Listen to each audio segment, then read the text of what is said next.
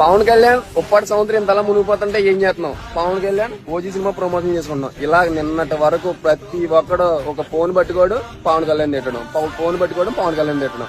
ఎందుకంటే ఈ సముద్రం ఇలా పైకి వచ్చింది కదా. అదే ఈ రోజు ఇంత శరవేగంగా ఇక్కడ పనులు జరుగుతున్నాయి.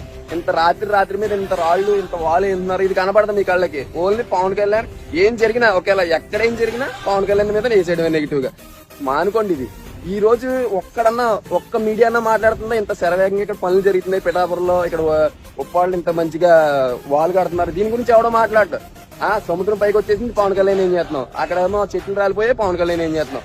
ప్రతి ఒక్కరికి ఇది ఒక అలవాటు అయిపోయింది. నేను పవన్ కళ్యాణ్ పెద్ద వీరాభిమాని ఏం కాదు, కానీ చేసిన మంచి పని ఎవరైనా చేసి ఒప్పుకోవాలి ఖచ్చితంగా. ఒక కష్టం విలువ తెలిసినోడే మరొక కష్టాన్ని తీర్చగలడు.